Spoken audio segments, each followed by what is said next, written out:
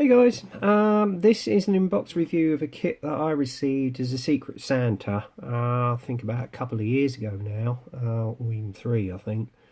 I've had it in my stash that long, but I've never actually done an inbox review on it, so I thought it's about time the old girl comes out and gets a bit of a show, so there you go. This was a Cold War era tank, first produced in the 1950s in the Soviet Army. It had a coaxial machine gun, which you can see on the top there, a V12 diesel engine, and it was one of the world's most powerful tanks at the time, and it was used to great effect in the invasion of Operation Danube in Czechoslovakia in 1968. And it wasn't actually officially retired from the Russian army until 1993, so it had quite a long service record really. So yeah, it's a real true Cold War era tank, and it was a main battle tank, quite a big beast, especially with this big gun that you've got on here. So there you go. Apparently in this kit it's got movable torsion bar suspension system, and it's got workable track links. So that'll be interesting to see. It's also got some PE in it as well.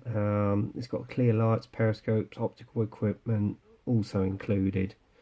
So yeah, it's one of the Meng's Tyrannosaurus series, kit TS018. So the actual kit number, I think, yeah, is in fact TS018. So it's quite a bulky box, so there's obviously quite a lot. Then you've got a colour call out on the side here for the First Guards Tank Army, group of Soviet forces in Germany, burning parade in 1960. So yeah, true Cold War era tank.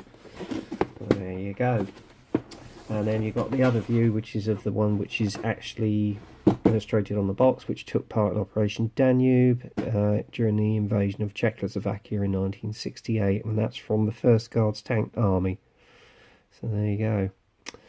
Right, without further ado, what we'll do, open the box, and you get, as usual, it is absolutely packed, so you've got plenty of sprues etc in here. Okay, so I'll put that aside.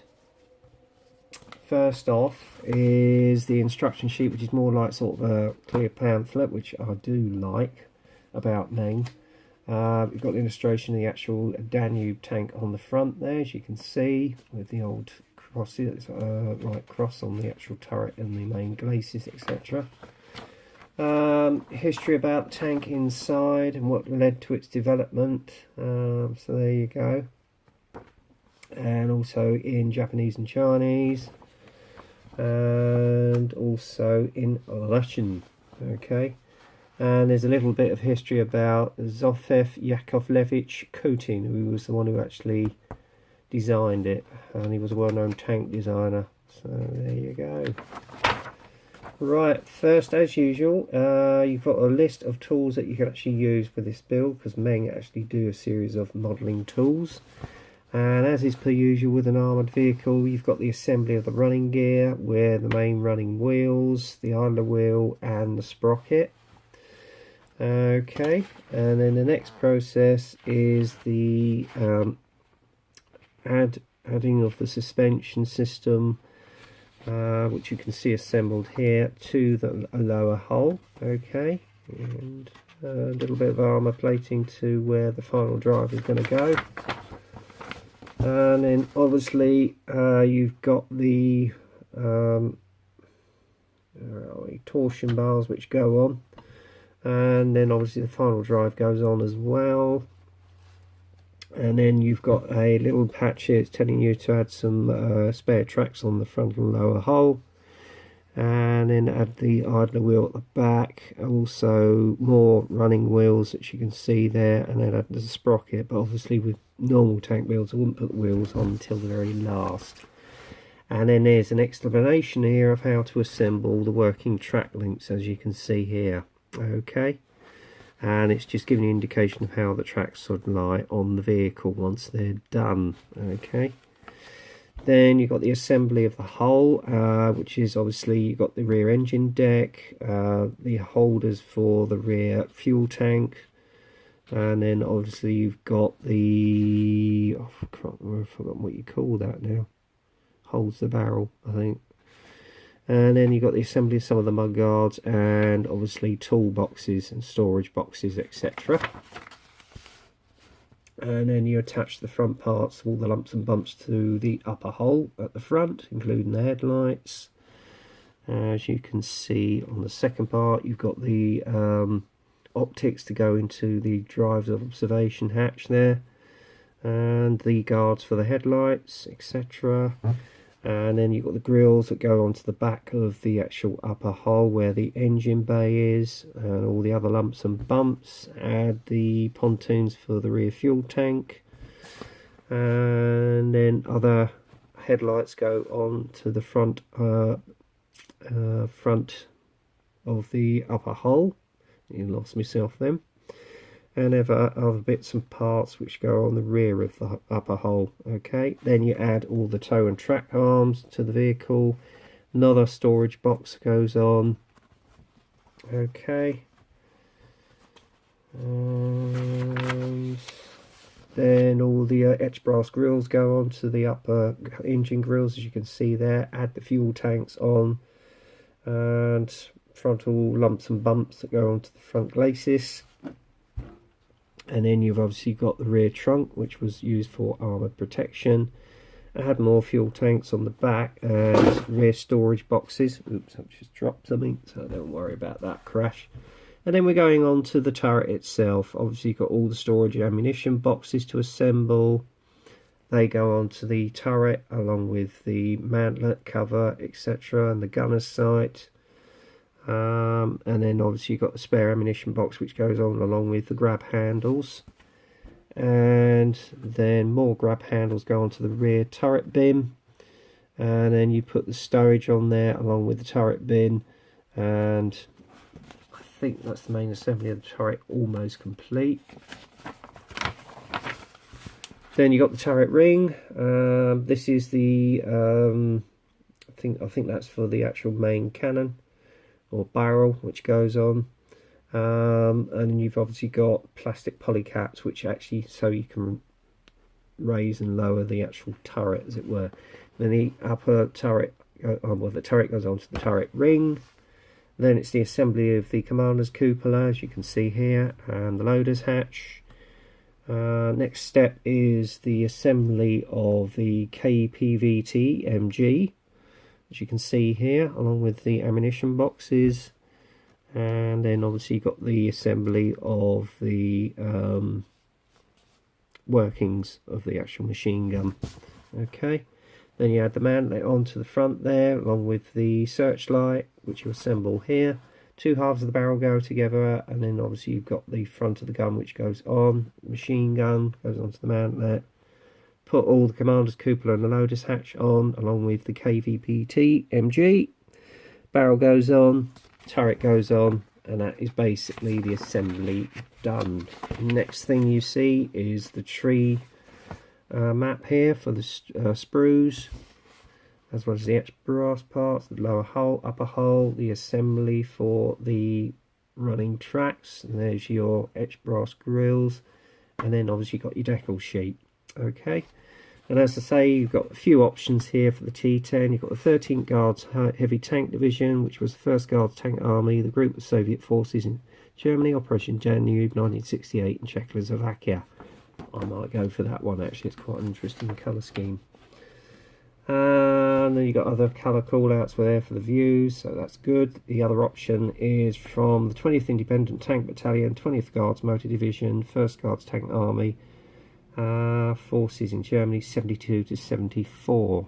Okay, and this one is obviously the one that was featured in the parade in 1960 to go with the 1st Guards Tank Army. Okay, and they were based in East Germany, and then obviously this is an unidentified unit from the late 1960s, early 70s.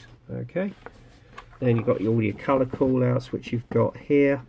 I think it's Vallejo colours that you got there, but again with the hobby colour app you can actually sort of cross-reference those. Okay, so that's the instruction sheet done. Then we're going to have a look at the crux of the kit, the actual bits in there. You've got 1, 2 clear parts. I've got a feeling the second one is for your assembly of all your workable track links. So that's your 2 jigs there. This is all your optics for the commander's cupola, plus the optics for all the sights, etc., and your headlights. Nice and clear there. And double bagged. And then obviously you've got the hull here, 2 halves of the hull, and I have to say I'm impressed by the way they've actually got on there all the what's the word? Do you know, my brain is just not working. Well, the pits and all the metal, as you can see there where it's been forged. Okay, so that's beautifully reproduced there. Exceptional detail. Even on the top here, you've got the texture as well. So it's beautifully reproduced there. So excellent. And obviously you've got the lower hull. Again, you've got some nice steel casting on there, which you can see. Beautifully caught. As you can see there, guys, lovely steel casting texture on there. Excellent. So that's that. And as you can see, it's quite a bulky old hull actually as well. So yeah, it was a big old vehicle. Yeah. That was until the T80s, T72s, and T90s came in. And on this sprue, you've got the 2 halves of the barrel, stowage. I think you've got rear part the turret bin, part the commander's cupola.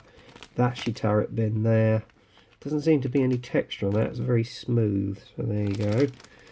Part of the headlight system, which you've got there. 2 ends of the stowage, which are faithfully reproduced, which you can see here. Lovely. That's nice. And then you've got the running gear.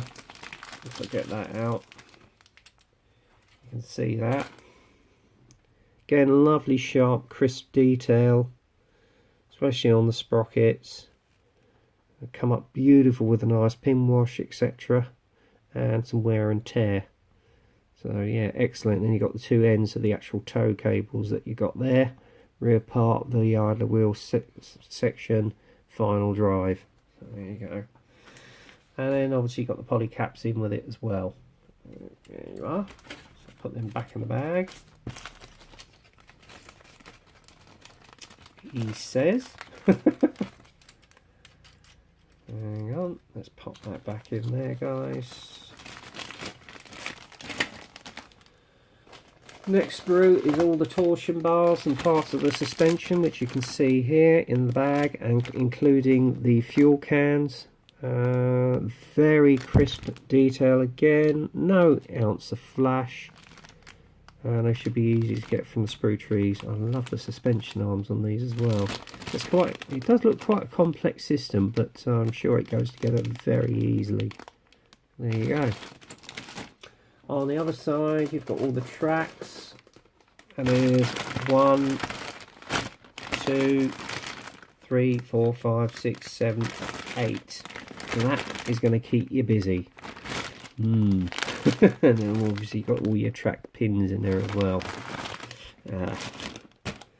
And then you're coming on to the actual turret. Now I think what I'm going to do is take this out, because there is again some beautiful casting texture on this.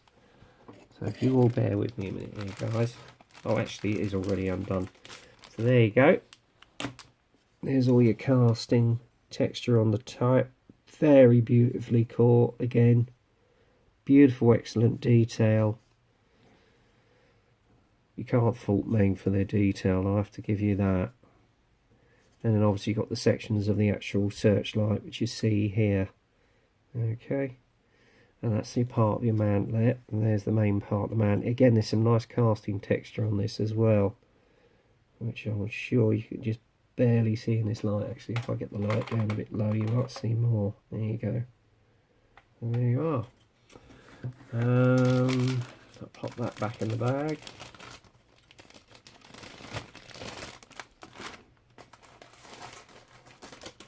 And then you've got obviously all the ammunition boxes, fuel cans again, beautifully reproduced as you can see here.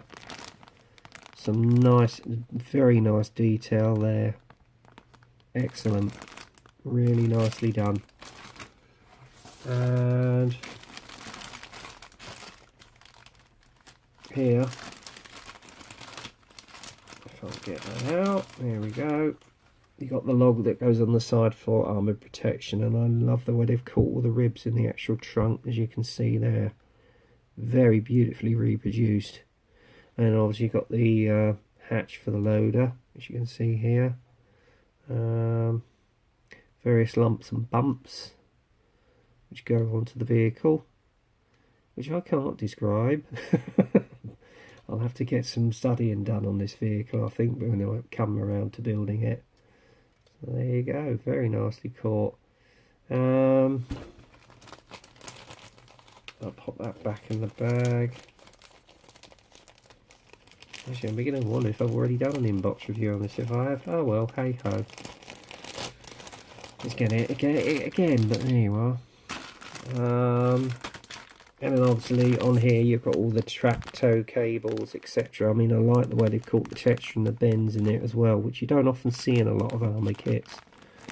And again, with the engine hatch here, where all the fuel tanks go on, there is some excellent casting detail on there as well, if you can just barely about see it in the light. So there you go. Engine grills, and obviously the part for holding the barrel. Okay, and I've forgotten what they call that now. Oh, my brain's not working, but hey, there you go. I'm having one of them blonde moment days, guys. And then if we come on to here, we've got the etched brass parts, which you can see here for the engine grills. So that would look absolutely excellent on detail, and it's so authentically caught as well with the engine mesh here and various other parts which go onto the vehicle. So yeah, very impressed, I have to say. And obviously you've got a little booklet here as to where it all goes. And then finally you've got your decal sheet here, all the various units, and they are a nice set of decals. I'm not sure if they're printed. Oh, they are done by Cartograph, so say no more, guys. Beautiful decals, so they're going to bed down very nicely. So there you go. So that, in essence, guys, is the T10M tank, heavy tank, Russian heavy Cold War tank by Meng. Which I actually got as a Secret Santa around about 2 to 3 years ago, and I still haven't got around to building it yet. So we'll see how things pan out next year. And if I do get time, I may well build this vehicle, but it may be a standalone build. As I say, for what you get with your money, you get plenty of sprues, beautiful detail. Yeah, these tracks might be a bit of a handful, but if you're used to doing them and you've got a technique, then it shouldn't be a problem. But as I say, you get plenty of sprues, plenty of work to do on this vehicle. The casting texture on it I love, because it's beautifully reproduced, and along with the excellent instruction manual, you can't fault me, you really can't. So there you go, in a nutshell, that is the review of the Meng T10M Soviet Heavy tank, and it's worth every money that you can pay for it, I have to say, in my opinion. What it's like to build, I don't know, because I actually haven't built one of Meng's kits yet, so that may be one to be basically build for next year. Anyway, I hope you like the inbox review, so until the next time, get kit crazy, happy modelling, and I'll speak to you soon.